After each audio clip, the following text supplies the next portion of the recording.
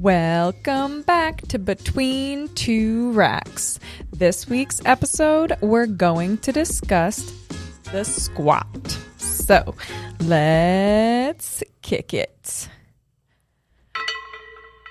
Honestly, I don't know how we made it through this many. I know we've discussed the squat, but we've made it through 95, 94 episodes, and the squat hasn't been the major focus of an episode.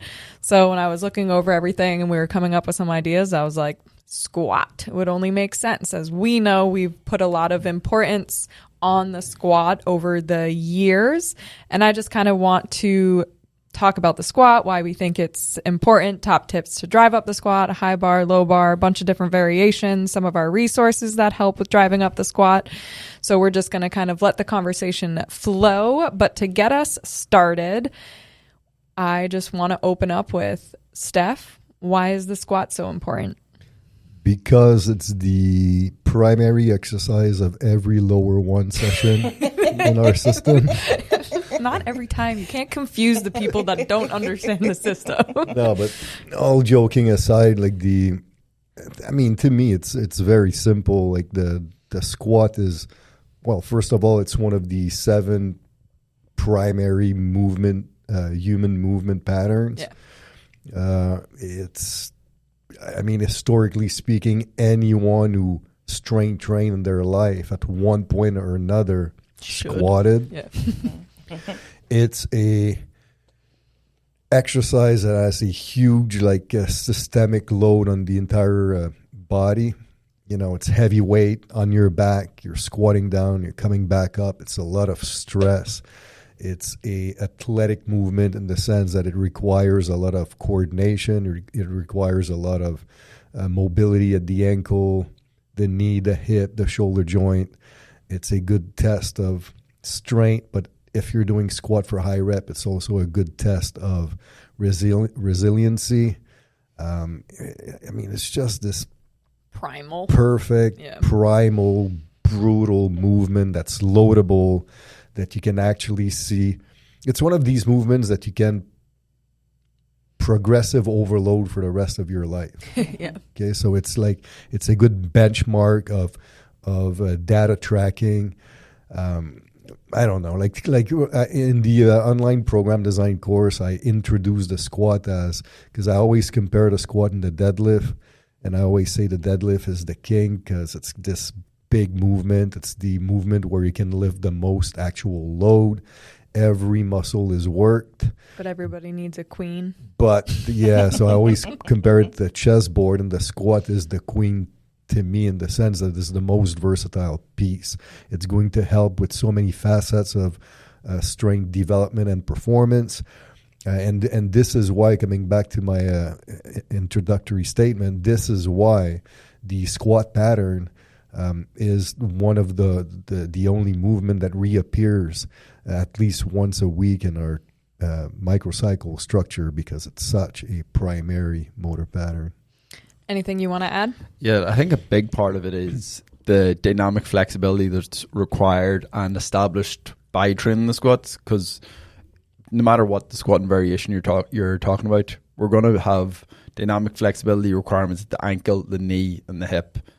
There's not just okay, we need to have range there. Now we need to have resiliency there. We need to have the ability to express force through these joints. So it's just a massive bang for your buck exercise to train an awful lot of musculature and a lot of different joints in a very heavy compound movement once you establish your base. So it is probably the most versatile exercise out of all of them, because it's so scalable, because you can scale it the whole way back to, it's a box or it's a squat to a high box because someone lacks the strength or lacks the range of motion, and they can progress that over time.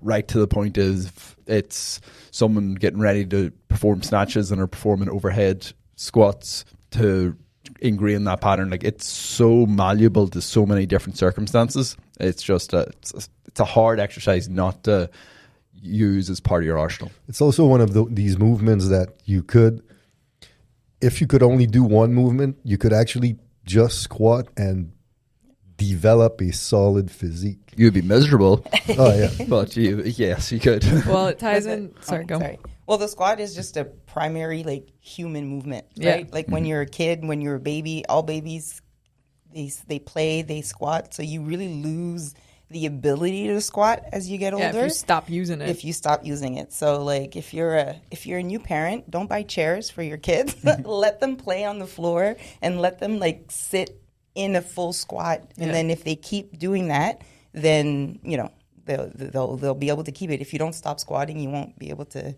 But you won't lose it. That's interesting, right? Your point is like whenever you see like a more like ancestral like communities, like in Papua New Guinea, for example, like the adults are still squatting. They cook in a full squat. They eat, I mean, one dinner of the in a full tasks I squat. still try to do in a full squat randomly, I know this is so random, but is dry my hair. You know it.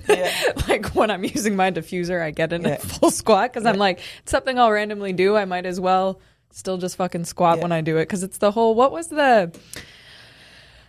I can't even remember the guy's name who did it. When you would just stay, Ido Portal, you would sit in a squat for 5 minutes per day. Like even if you spread it out, like it didn't 30 have minutes a day. 30 minutes a day. So spread out, not necessarily like the 30 minutes all at once. But I remember when that was like a popular thing, and I still randomly see people occasionally bringing it back. Yeah, we did that during COVID with our clients. Remember, that was their challenge. Yep. Like sit in the squat for 5 minutes. But yeah, so even with old people, even if they're not going to be maxing out on their squats, if you can get them to be able to The squat pattern. get into that position is going to be huge. Yeah. I know because I made a post yesterday and it kind of ties into this. One of the slides, it was the what smart coaches say. And one of the slides was you make the basics look advanced. And then in really small letters underneath, I put AKA strong as fuck. And squat's one of those things where it's not a basic movement. It's a complex movement. Like you're saying, it requires the dynamic flexibility. But to us, it's basic because we always want it there. But just keep using it. Like you're saying, progressive overload, you can do it for the rest of your life. But once you get really strong at it, it's a basic exercise that is still. But just look at the elite Olympic weightlifters. Yeah. Like the elite of the elite. Like they're still squatting constantly all the time. And when you're talking about like a exercise that looks basic and simple, but that to me, whenever I watch a high level Olympic weightlifter, so let's say you're looking at anyone in the Chinese team, for example, and you watch them squat, it's so basic. There's nothing fancy about it. They just have a barbell on their back. They're squatting down, coming back up. But to me, there's nothing more impressive than a perfectly full range of motion executed squat with a ton of weight. Yeah. So the next topic I want to discuss, I know this is something, I think, Steph, you wrote an article back originally on our website, and it was high bar versus low bar. So I want to go over your actual stance on high bar versus low bar. And then I know then we'll move on to Pauric because I know you've also used the low bar personally as well. So Steph, right now, your actual stance on high bar versus low bar. I mean, it's the same to me. Like, so to me, the most versatile version of both is the high bar. And why I say this is, and this is biased from my background in strength and conditioning, which is more like sports performance. Yep. Not because anything is performance, but sports performance. Yep. So to me, if you're a team sport athlete and you want to perform your best, you need to be able to exert high level of strength across the joints involved in the squat through as long a range of motion as possible, so you have full resiliency across all of these joints. So the high bar squat forces you to stay a little bit more upright, forces a little bit more forward knee translation, allows you to have more knee flexion in the bottom, forces you or requires more ankle dorsiflexion. So to me, it's a more complete athletic movement. And then if we're just looking on a hypertrophy perspective, especially if we're talking about the quad, since the knee joint and hip joint is moving through a longer range of motion, well, you'll invariably by default be able to generate more hypertrophy gains, especially in the quadricep and glute musculature. But that being said, it doesn't mean that there's not a place and time where you could use both. The advantage of the low bar squat, now it does allow you to use more load. It is slightly more posterior chain or hip dominant. It's less stressful in the knees at bottom range. So there's certain situation where you might want to do this version. But at the end of the day, though, like people who only do the low bar squat because they can use more weight and there's a little bit more hip involvement, I always argued, well, that's why we're doing the conventional deadlift. So in a way, using the high bar squat as your main squatting pattern, in my opinion, is a little bit more complementary. But I also want to add that to me, high bar, low bar, it's a little semantic. Like I don't fully care that much about the position of the barbell. And what I mean by this is certain people with, like, for example, longer torso, they can have a high bar position and squat pretty upright. Whereas you have people with shorter torso, longer legs, where now a low bar position will be more comfortable because the femur is typically longer, so then they have to lean forward a little bit more. So if they have a high bar position, then in the bottom position, the barbell is in front of the toe, so you're creating more shear force on the lumbar spine. So by having a slightly lower barbell positioning on the upper back, then you just have better levers for the performance of the squat, irrespective of high or low bar. It's just less stress on the lower back. So to me, it's more a question of, well, are you trying to have more of a hip dominant or more of a knee dominant squat? Are you trying to have full range of motion at the knee joint or not? And then depending on what you're trying to accomplish, maybe a slightly lower barbell position or a slightly higher barbell position will allow you to do it. Pauric, I know you've personally implemented, years and years you used the high bar squat, but then you personally implemented the low bar squat. So I kind of want you to explain why and then how you felt after using it. Yeah, so firstly, everything Steph said, I 100% agree with. My only bigger takeaway is and Steph already alluded to this, depending on which barbell position is going to allow the trainee to keep the barbell over their center of mass is probably going to suit their structure better. So that's sort of how I led to using the low bar position, because if I want to squat feet flat on the floor, a low bar position allows me to keep that over my center of mass. Whereas the high bar position pushes the load a little further forward. Obviously, you can compensate by this by elevating your heels. That worked for a lifetime, because that's what I did for a lifetime. But I wanted to move away from that. I was starting to have some knee pain. So if I could take some of the stress off the knee through my bilateral loading, I can reduce that. And there's absolutely no further benefit of training through pain. There never is benefit of training through pain. So I went to a low bar position. I can still achieve a full range of motion. The big thing to take away is when I say it's a low bar position, it's a low bar position still trying to complete a squat in as close to a high bar squat as possible. I'm not range and everything. But I'm also not thinking as a power lifter I'm going to try and keep my shins as vertical as possible. No, I'm still trying to maximize dorsiflexion, maximize the range at the ankle, knee, hip, and just use a low bar position to manage where the center of mass is. So there's the only reason. Now, how it's felt, it's completely fixed any knee issues, any knee pain, and then I can just address any further deep knee flexion, knee extension, whatever way you want to describe it, training through unilateral means, and then I have way less issues that way. Yeah. How long did it take you to adapt to that? Adapt strength-wise or adapt pain-wise? strength-wise?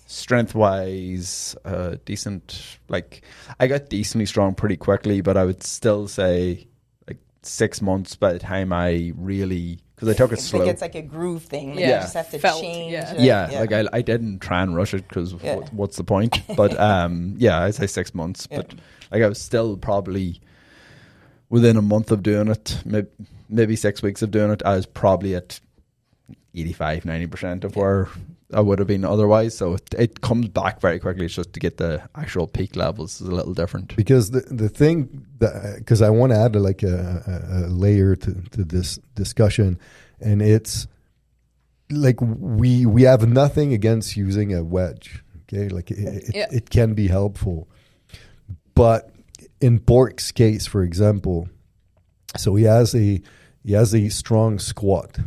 Okay, so now he's been doing heavy squats with a 10-degree wedge for a long time. And then it was starting to aggravate. It's not like he didn't blast his knee or nothing like that, but just start to feel it. Yeah, Because he you're was used starting to not feeling it. aggravate the knee a little bit, you know.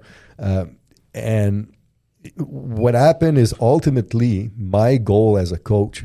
Now, I'm not saying it's going to happen all the time. There are certain scenario where you're not going to get to the point where the client can squat properly, feet flat, and it's okay. But ultimately, you want to be able to squat with your feet flat on the floor, simply because the mechanics of the feet are improved when the foot is flat and you can use a proper tripod position. You can grip the floor with the heel, the pinky toe and the big toe, and you can really create force into the floor, and you have a little less energy leak. You have less chance of having the load shoot forward, because not everything is jacked forward. So there is a net advantage to squat feet flat on the floor. And then that did two things.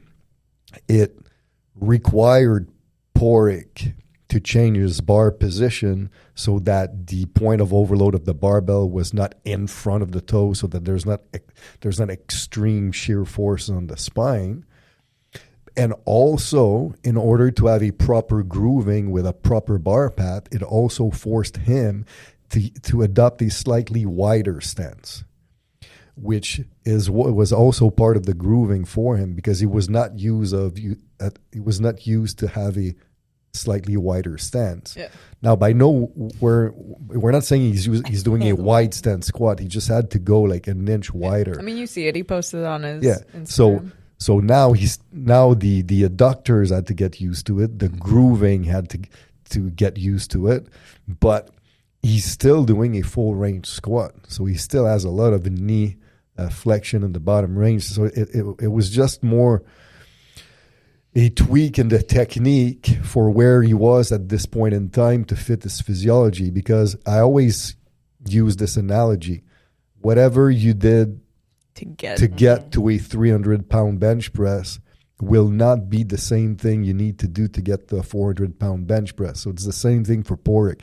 Early in his career, he was 175 pounds, and he was squatting that way, and he was doing pretty well. Now Pauric is more of a 195-ish. He's a beefy 190. So, like on any day, he's on average 20 pounds heavier than he was back then, as lean, if not leaner. Yeah. So that changes your body. So it also requires a slight tweak in the technique. I just want the coach to understand that when you're training people, that person evolves in time, not only in strength, but also in physiognomy, and you need to account for it. So small tweaks are very useful. So that's why I don't want people to be so dogmatic with the whole high bar, low bar. It's really more a question of, am I doing a squat for powerlifting purposes to allow myself to have the highest amount of load possible, or am I doing a squat for function across all joints, and I want to better my technical skill on it by having better levers where the barbell trajectory is not off kilter over the middle of the foot. So you're really adjusting to the person who's in front of you, basically. You know, it's always what we're teaching. Like, you don't want to be so dogmatic that you're only doing one, which is what you did. I mean, it always goes back to trying to explain to people that don't actually take our education, don't actually know the systems, and they just view it as, oh, they're dogmatic. But it's like, we say squat because it's a system, but we're still referring to a squat pattern for the person that's in front of you. Right. And I think that helped when, you know, we came out with MAP, because then a little bit more of those light bulbs went up for the people that didn't have full context of the whole system. But it's understanding that it's all individualized, but yes, there is still optimal. There is still... But our students who are level 3 and 4, that's been through many different layers of our curriculum, they understand the nuances because they've seen the nuances. But if we were to have as much nuance on the Instagram post or on a PDF program, well, then the message would never come across. People would just be lost in the analytics of what we're trying to do, and then they would be paralysis by analysis because there's nowhere to go. Yeah. So at the surface, you need to narrow down the nuances so people actually understand the message. But once you dive deep into the educational process, you need to get to the point where you understand the nuances, because coaching is all about the nuances. Yeah. Okay, now what I want to do is I kind of want to discuss different squat variations. So I kind of went to our exercise database and pulled a lot of different squat variations. So I don't have them necessarily in a specific order. I'm just going to kind of pick them out so we can discuss them. But I think one that I'll start with kind of comes from a place of, I remember the first time we made a post about it, people were like, what? And it's the goblet squat. That's favorite. Because we didn't originally, it's not something, again, that we heavily rely on, but it's a tool for when you need it. So Alex, when do you see fit to bring the goblet squat in with clients? I mean, when people are just really not used to this squat pattern, when they lean forward a lot, when they struggle just doing a regular squat, having the weight in front of you, having a lighter load, because, obviously you can't hold that much. There's no pressure on the spine. It's a beginner level type of hey, let's just try to move all full range of motion type of thing. But once you get stronger and once you're more advanced, you got to move on. Yeah, you're limited. And just so if there's anyone listening that doesn't know what a goblet squat is, it's basically you are holding, a lot of people do them with kettlebells, or a dumbbell in the front of your chest and squatting down. Mm-hmm. And even with that, again, you might give someone, say, try it, but then if they can't do it, the same thing, you can elevate their heels in order to enable them to get more range of motion. Yeah. Is there anything either of you wanted to add on the goblet squat? Well, I think it's just one of those things that it's a great learning tool. The load in front of the torso is going to allow it to be much easier to maintain good upright squatting mechanics. So at least they're going to be training through a full range of motion. They're going to learn the movement pattern. And then it's a very natural progression to either a Zercher squat or a front squat. That's a very natural progression from the goblet squat, because it's still anterior loaded. It's going to have higher load potential. It's going to have higher complexity, but it's still a very succinct stepping stone. So it's got loads of uses, loads of value. Generally, once people go above 45 pounds, you may as well move on to a barbell. But if they're not above 45 pounds, there's nothing wrong with using a goblet squat variation. I'm going to add something to this. So you use the goblet squat for two reasons. If your strength level is really, really low, because you have to hold something in your hands, so it's not like you're going to do goblets with 200 pounds in your hands. And then if, like Pauric was saying, if you struggle to squat in the upright position, it could be because literal mobility constraints, or the trainee has very, very long femur, so biomechanically he just needs to learn the groove to get the squat properly. So And whenever you have that predisposition, whenever you're front loaded, it's always easier. And the proof of it is you take anyone to squat, and naturally, if they put their arms straight in front of them, they're going to be able to have a better looking squat with a more upright torso, because now the lever of the arms pushes the moment arm further away from the center of mass, so it's easier to maintain the position. And one really cool variation or tip that I actually learned from Coach Alan Bishop, the strength coach of the basketball team of the University of Houston, what he does with people who really would benefit of having the load even more in front, is he does the goblet with a bumper plate, which I think it's kind of clever, because the dumbbell or kettlebell you're going to hold very close to your chest. But if you're using a bumper plate that you hold parallel to the floor, so you hold it flat to the floor, like inside of your arms, like on your forearms, so your basically. Arms are almost out straight. So your arms are out, and you just hold the outside edge of the bumper plate. Now, what happens is that load is distributed through a longer surface, so you're increasing the moment arm. So if you're having trainees that still struggle with a kettlebell or dumbbell, using bumper plates is a smart idea, because the advantage of bumper plates is a 25-pound bumper plate is still the same diameter as a 45-pound plate. So you can play that game as well, which I think is a clever variation to the goblet for that clientele. Well, and again, going to like the personal anatomy of someone, he's dealing with basketball players, so a lot of them are dangly, like everything's long, so that's going to help with that. Then one other thing with goblet squat is the anterior loading, especially when the trainee doesn't like hug the dumbbell or the bumper plate to the torso. You'll notice straight away that they have no choice but to activate their core musculature, which if you give someone a back squat for the first time and you go over and hit them in the stomach, it's a good chance it's pretty soft. So at least it's a way to teach the squatting pattern with better bracing mechanics straight away and remind them, all right, I want this sensation as we do every type of squat pattern moving forward. And it's a very easy way for them to learn that. That's another thing people reach out about, like how you breathe through performing the squats. Shallow. Yeah. Because I remember someone personally asking me, and I had never really thought about it. It was just kind of natural what I fell back to. So when a client asks you guys like, well, what should my breath be during the squats? How do you coach them through that?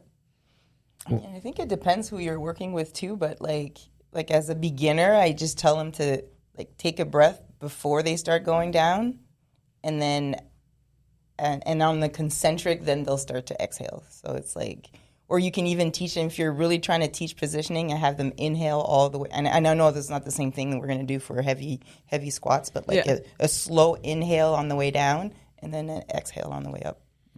Yeah, I mean that style to me, it's great for the novice, the newbie, the gen pop trying to learn the technique when there is high amounts of repetitions. You're building some form of intermuscular coordination and control, and because the set duration is so long, you need to have more of a proper cadence in your breathing. But to anyone that's more serious, like if you're starting to use like real weight. Anyone who uses real weight knows that you just can't breathe. Okay, you take a deep breath, squat down, come back up, then you release, take another breath, because you need to have the air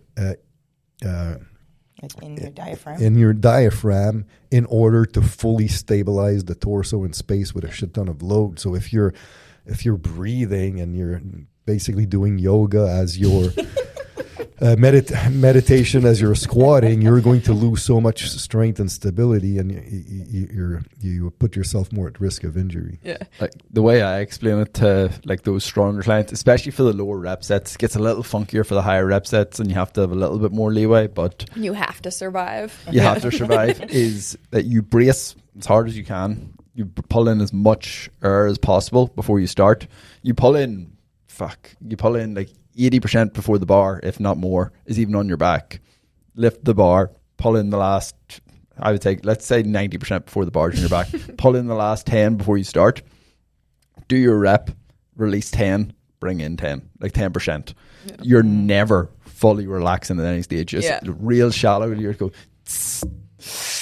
and go again. Yeah. Like it's just you're maintaining as much as possible, and you're just taking in enough oxygen that you don't pass out. Yeah. And I know, like Sebastian Oreb, the Australian strength coach, he just full on doesn't breathe for his sets. For each rep. I know when I've gotten like pretty fucking heavy and the reps aren't that high, it's almost easier to not have to think about the breathing, but I know I'm braced and I'm ready to just move the load. Yeah, but to go along with what you're saying and Sebastian Oreb's point here, you also need to understand context. Yeah. So when you're talking about heavy loads, you're typically talking about a more advanced trainee. Yeah. If you're a more advanced trainee, it also means, at least if you're following the kilo system, that you're not doing a 4-second eccentric tempo anymore that takes forever to complete the set. Yeah, that's true. You're doing a controlled 2-second eccentric with a controlled concentric. So if you're doing like sets of 3 to 5, we're talking about maximum a 10-second set. Yeah. So it's not the end of the world to stay fully anaerobic while you're doing that set. Yeah. But of course, if we're talking about like a newbie doing a 4-0-1-0 tempo for 12 repetitions or 60 seconds under tension. Don't breathe. At one point, you're going to have to breathe, right? Yeah. Or when you're doing like extended eccentrics, you probably take the smaller. Small choppy. Choppy breaths. Yeah. Were you going to say something? No. Okay. It's just the context. You know? Yeah. What I wanted to kind of popped up a couple times is the front squat, because I feel like it would only be appropriate if we discuss the front squat, because I mean, to us within our system, like it's one of the primate lifts, but it is differentiated from a squat and a front squat. But there are instances, I always think of you, Alex, where you do have some spinal issues where having the barbell on your back a lot can cause more issues. So it's kind of like replacing the back squat with the front squat in terms of the system and being able to still have a compound primary movement squat pattern that you can still do. Yeah, I'm really thankful for the front squat this last year. Yeah. I've been able to like load it a lot more. But yeah, for the spine and for the knees, anyone who has like just having that load anterior like in front of you, I mean, it just allows you to stay upright more. There's less stress on the knees, and it just still allows you to lift like heavy and do a compound lift. Yeah. Yeah. So for you, it's two things, right? It's less stress on the knees. Because it's more front loaded and the knees don't they don't need to counter as much load anteriorly because you're not leaning forward with the barbell like way across the toes, but also at the same time that also decreases the stress on your spine, which you've had some issues. So for you to front squat, it's a much safer option to overload that primary pattern, because at the end of the day, when we were talking earlier about the primary movement patterns, it's the squat pattern. So it's not that big of it. It doesn't matter if you're back loading or front loading as long as you're doing the squat pattern. But the reason why we have both is on a skill perspective, and it's also on a functionality perspective. They're both slightly different. Like the front squat will require more upper back stability, will stress the quadricep to a slightly bigger extent. So they both serve slightly different purposes, but at the end of the day, they're still a squat pattern. Yeah. And the bracing. I feel like the bracing is like, that gets tired more than my quads sometimes. But to go with your point, like for you, the front squat is a better squatting option, but at the same time, I've trained a MLB player that the right shoulder was so damaged, and the left shoulder to the right shoulder, there was such a different height discrepancies that the front squat with that client, the barbell would roll forward within seconds all the time. So that client, we did not do an actual front squat.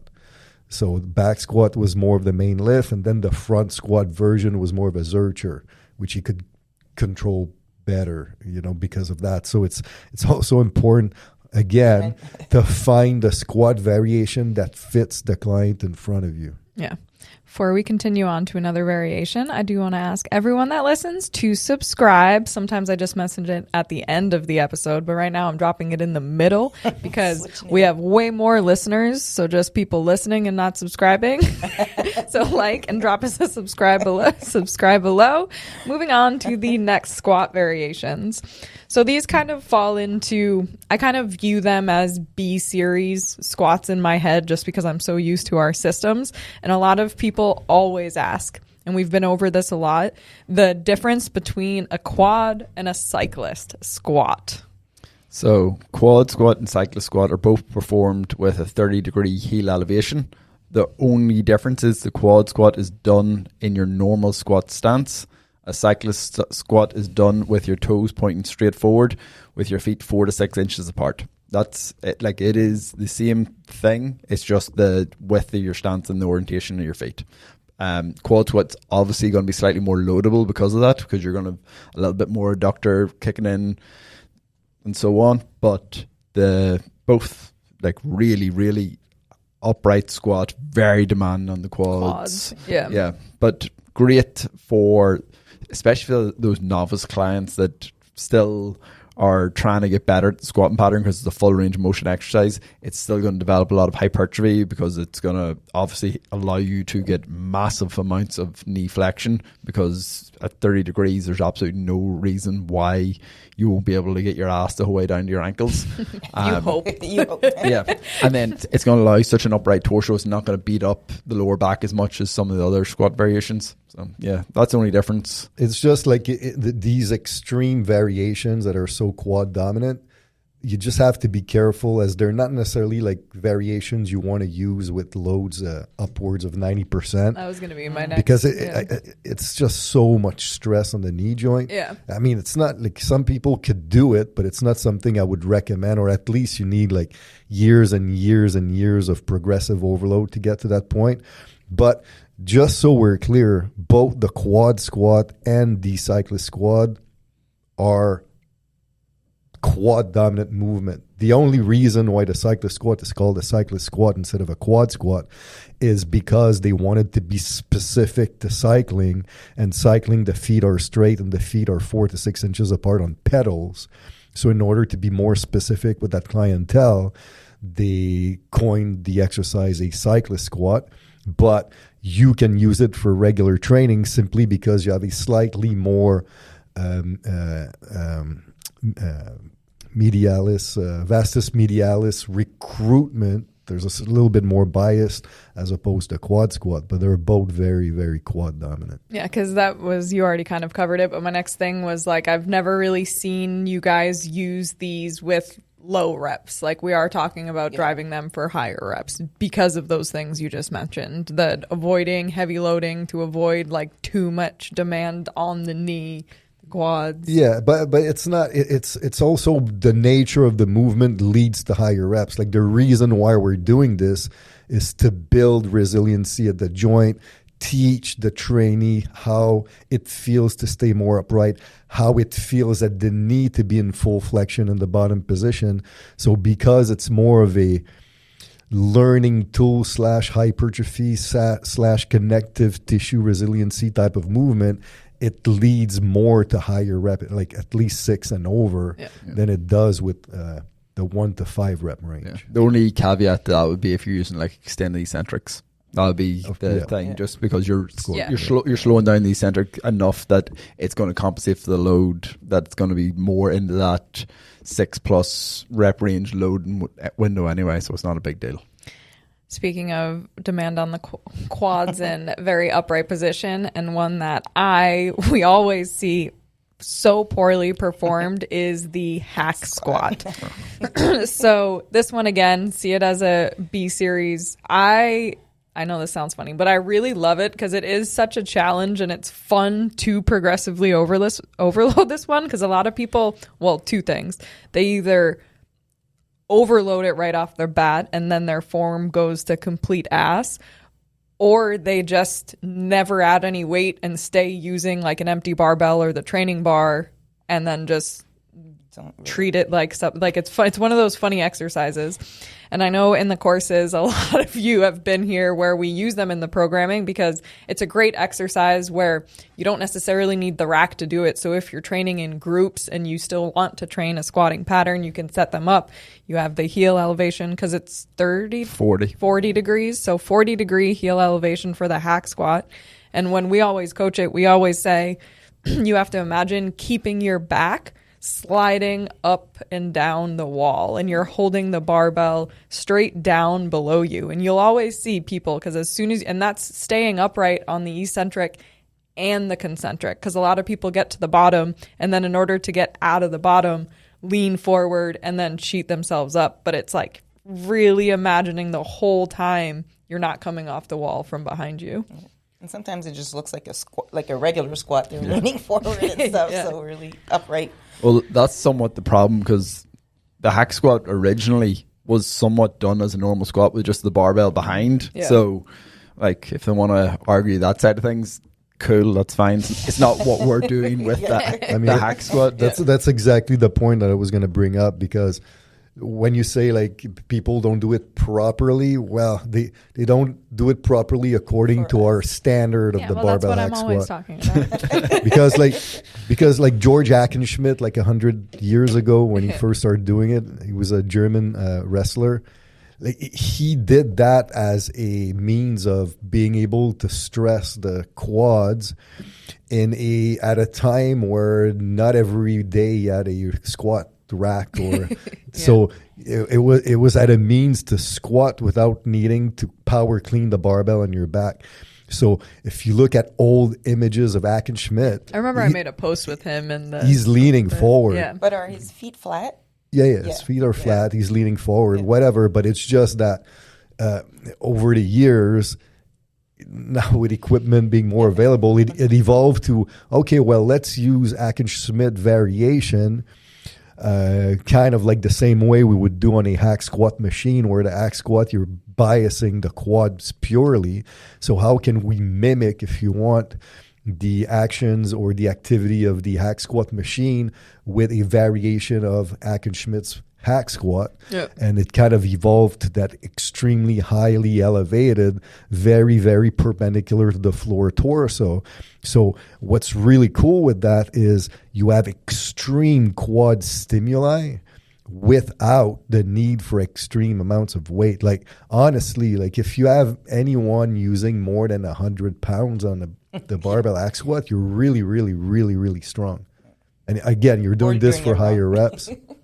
But that's why, like, whenever we coach clients online and we have the video of how we want the barbell hack squat to be done, and I see like 225 pounds, I know for a fact that the technique is all messed up. And they probably do it with 45-pound plates, so they're hitting the bar way too early. Now I'm going to throw some very random variations in. So the first one that I pulled from the exercise database that I'm sure some people wouldn't necessarily know why or when you would ever use this would be a thick bar squat. What? That's in our So exercise. it's not in there. That's So I'll not in just there. take that out. The only place where we have a squat pattern with a thick bar is on the Zercher. Zercher. This is only for people in which the diameter of a standard barbell digs too much in the crease of But the it bicep. does, yeah. And people have a hard time dealing with it sometimes. But this I would only recommend if the weights are not extreme. Then you could use a thicker diameter barbell so that the pressure in the crease of the elbow is not as extreme. So it's kind of like a bridge. Some people will wrap towels around, but you could just use a slightly thicker diameter. But we, to my knowledge, because that would be a mistake, we have zero thick bar on the back. Barbell movement. Okay, well, that's good. I mean, I'll look why I wrote that, because even me, I was like, I don't know what it is, I've never so I'll seen put this on it. Okay, and then you kind of mentioned Zercher squat. I don't think we need to, because again, we're just dealing with a front-loaded variation of the squat. So if you have something you specifically want to say about it, now's the time, but I don't know. Well, the Zercher, it's one of those. I was not a huge fan in the past because, one, I've never really used it that much outside of a few specific cases. And it's always something that I viewed as eventually you'll be limiting and loading potential.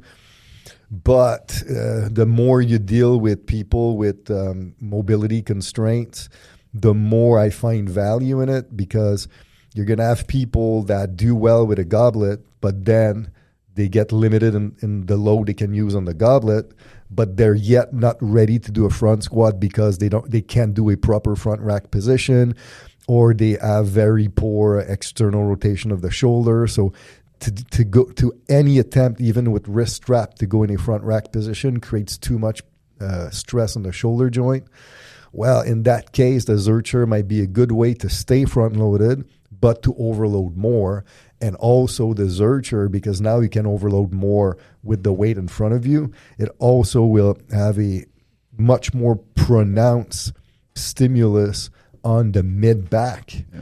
Whereas when you're doing a back squat and you're creating that shelf and you're retracting the scap, you're activating the lat. But in the Zercher position, you have a little bit more of a lat spread position, so the mid-back has to stabilize even more. Yeah. So you can kind of, in a way, use the Zercher as a squat pattern that serve as a prequel to a heavy deadlift phase. Yeah.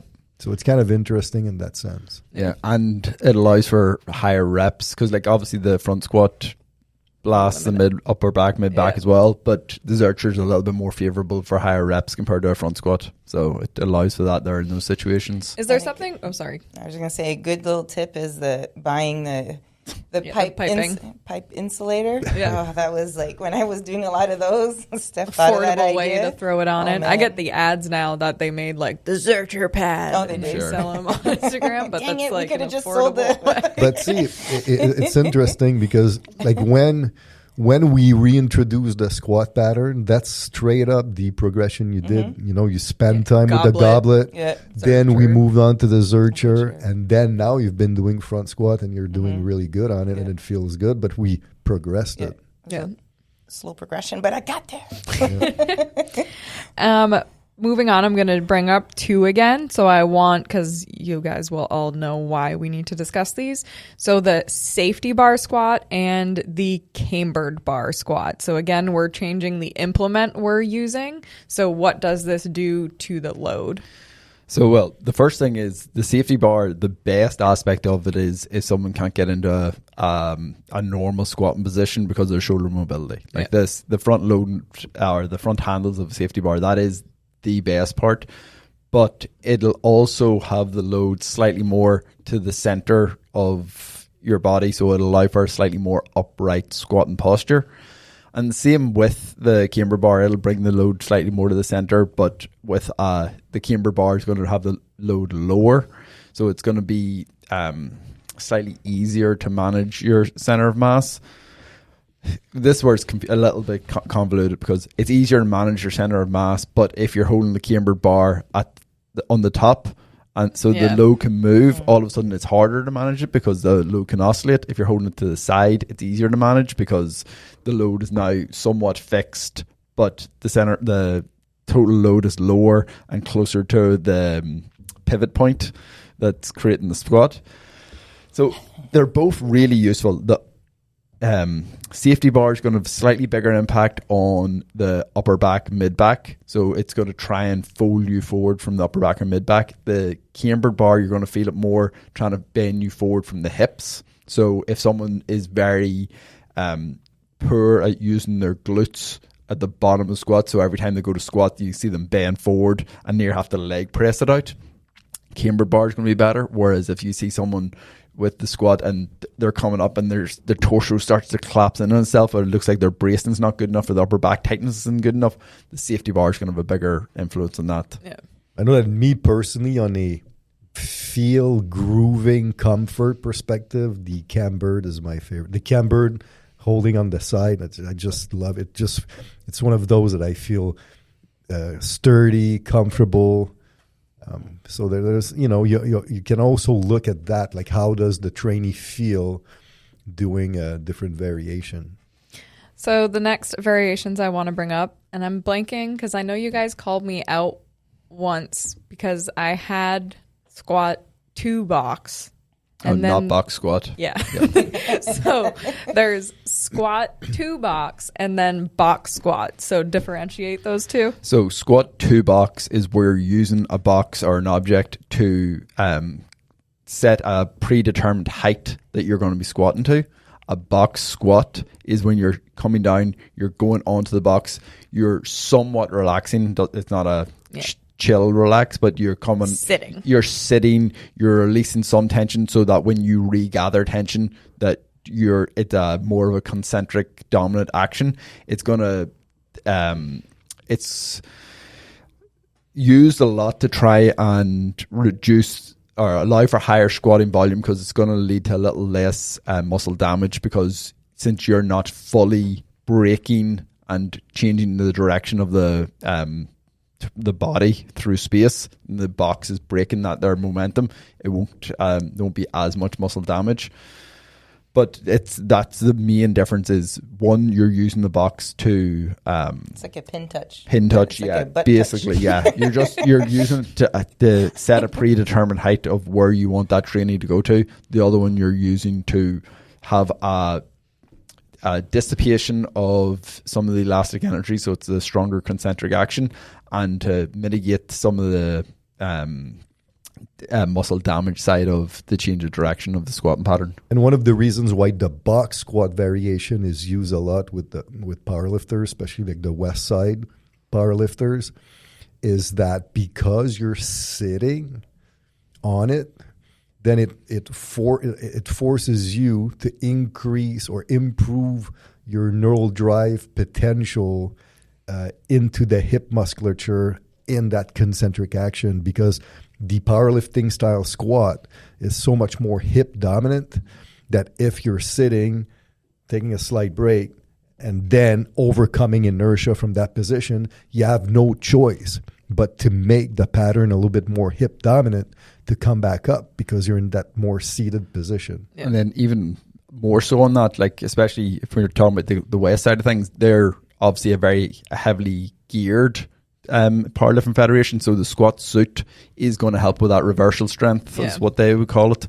So the squat suit's giving you so much tension in that bottom that you don't need to worry about being as strong of reversion from the eccentric into the concentric action. So doing box squats has a huge carryover for them, because it's just about making that concentric actions all they have to worry about. Yeah. Going back, because I know we are, like, one of the earlier topics we discussed was the high bar versus low bar. So I just want to clarify on top of, because now also stance, like I'm talking about foot stance in the squat. So for us, like, it's not this overly exaggerated wide, which is the next variation I want to go into, is wide squat.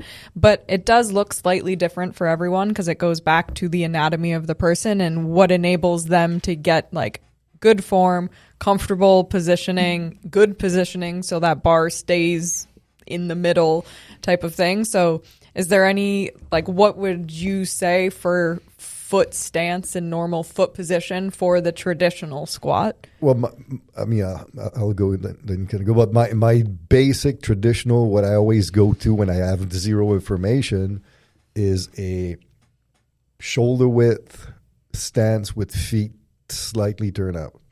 That's like I start with this, and then you gauge, you reassess.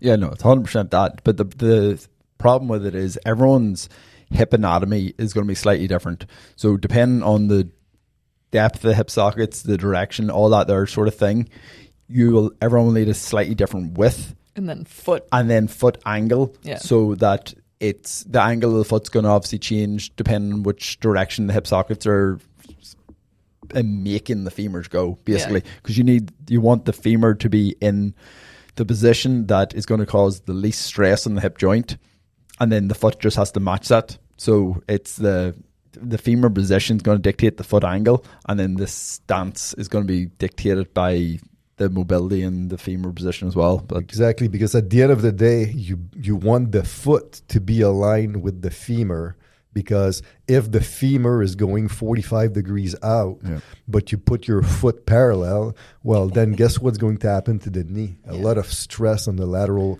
part of the knee, which you don't want. But in the end of the day, if you tell everyone to stand at shoulder width with their feet just turned out like 5 degrees, you're going to be pretty close with like 80% of people, and you can adjust from there. Yeah, like you'll say, oh, that doesn't look good, let's change something. But yeah, like it's while everyone's different, there's a basis of starting. Yeah, the degree of differentiation for most people isn't very much. Yeah. With like brand new clients, I often like people who've never squatted before, just have them hang on to like a bar or the beam from the squat rack, have them squat all the way down, try to keep their torso upright as possible, and then you just get them to move their feet until they're in that comfortable position. Yeah, because sometimes the position they choose, you're like, why would you choose that?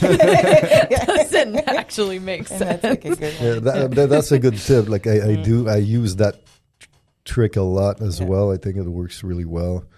I mean, Charles Pauric back in the days would always say, just ask, like, don't give any cues, don't give any information. Just tell your client, hey, jump, do a vertical jump. So much easier when it's an athlete compared to someone and who's that's the not problem jumping. because you ask like some people to jump and then they land, and I'm like, this is the position you want to land. That's why it's like, you'll know, like you'll see it. Like you can use all of those tools. You can say jump. You're like, okay, well, a jump didn't look like a jump, so I'm not going to use the But the reason why I would it. say this, and of course his background is more with athletes, but it's just that the human being naturally will tend to position their feet in a position of strength in order to jump. So naturally your squat stance will be very close to the stance you're using when you're doing a true vertical jump. Yeah. And then like obviously if you're good at manual therapy and stuff, you can always do the hip scar test and find the position that way, but it's a hard one. I've always,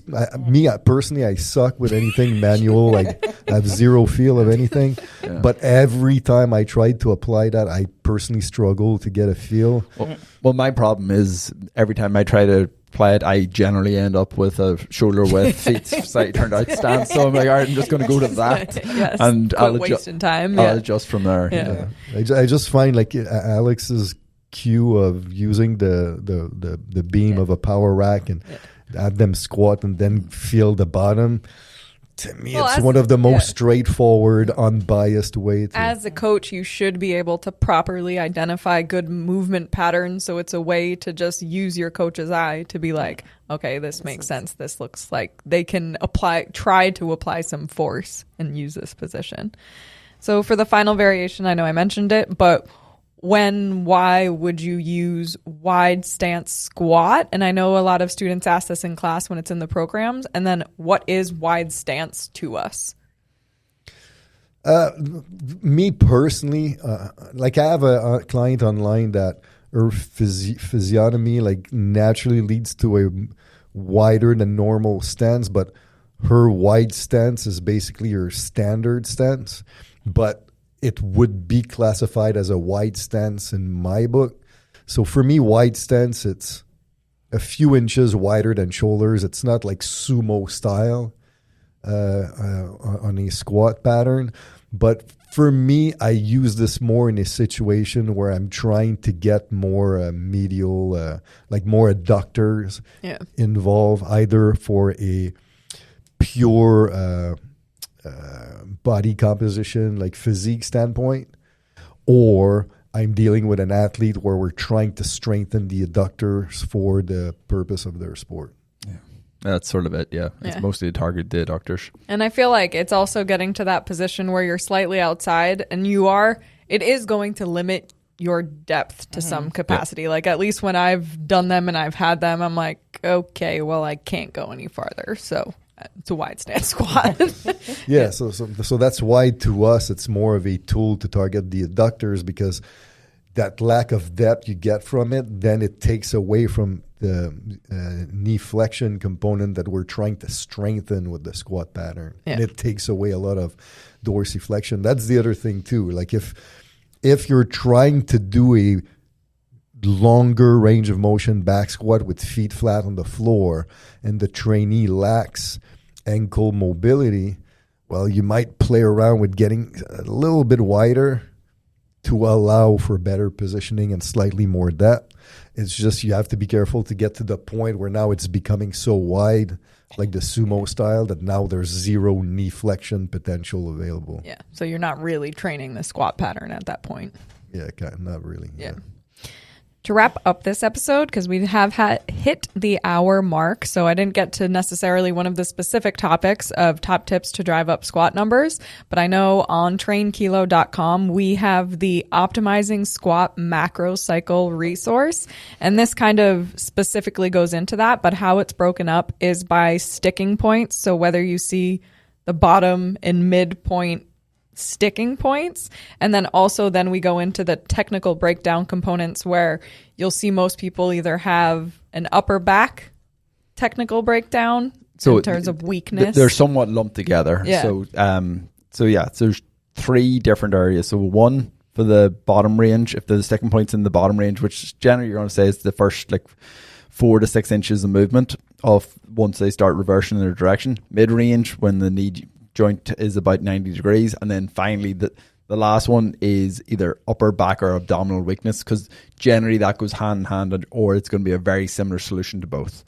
And then it's broken down further to how that would be addressed for novice, intermediate, and advanced. So there's 9 different scenarios to how you would have to improve someone's squat, and then within each of those scenarios, it's there's exercise selection associated with every lower body day. So you've got your lower body 1, your lower body 2 for accumulation 1, intensification 1, accumulation 2, intensification 2. So I don't know how many programs that is. 36. Okay, yeah, but then in terms of each program, so it's exercise selection recommendations that are going to help. So a lot of the times there may be only one exercise, because that's what we would highly recommend, but a lot of times it could be 2, 3, 4 exercises. So you can then pick which exercise best suit your client in that specific situation, and then each exercise is chosen with the very specific thought process of driving the specific issue that you've chosen. So bottom range sticking or whatever it is.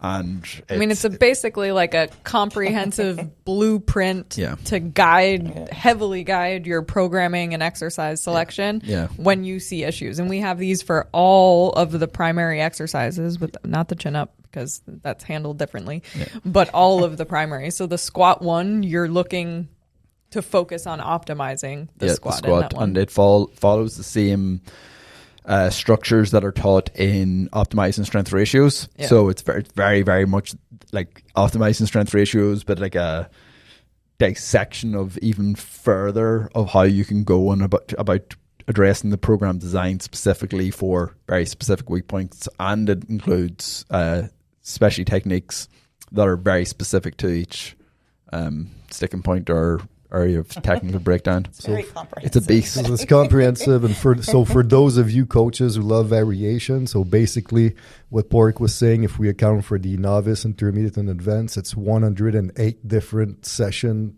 permutation for lower body. Yeah, with exercise selection options for each session. And specialty techniques, yeah. It's huge. Was that what you were just calculating when he was talking? Yeah, he was just waiting to say the number. Ooh, that was a loud one. To wrap this up, final thoughts we have officially released September 12th and the 13th. We will be in Santo Domingo, Dominican Republic for the Developing the Baseball Athlete. So we actually had this really cool opportunity with Isaac Salazar, the strength and conditioning coach of the Milwaukee Brewers, who has been a student of ours for a few years. We first met him when he was based in California and we were out in California. And we recently connected with him again, and we will be hosting at the Milwaukee Brewers Training Academy in Santo Domingo. It's a 2-day seminar, and this was actually specifically made for MLB strength coaches and the MLB, who I'm forgetting, like Strength and Conditioning Association, but we now have the ability to open it up to anyone, so you are all welcome to join us.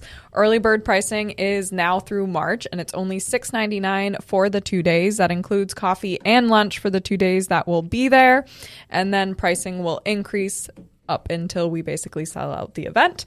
So I recommend to join us in Santo Domingo, September 12th and 13th.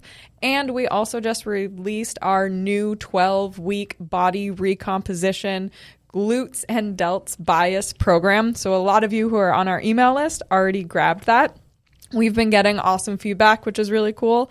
And it's taking what we teach in the body recomposition seminar and applying those principles to this program. So as we continue to release more programs throughout the year, it will heavily reflect the systems of our education, and they'll be more specific, because we used to have very broad macro cycles where now they're going to be like this. So body recomposition, glutes, and delts.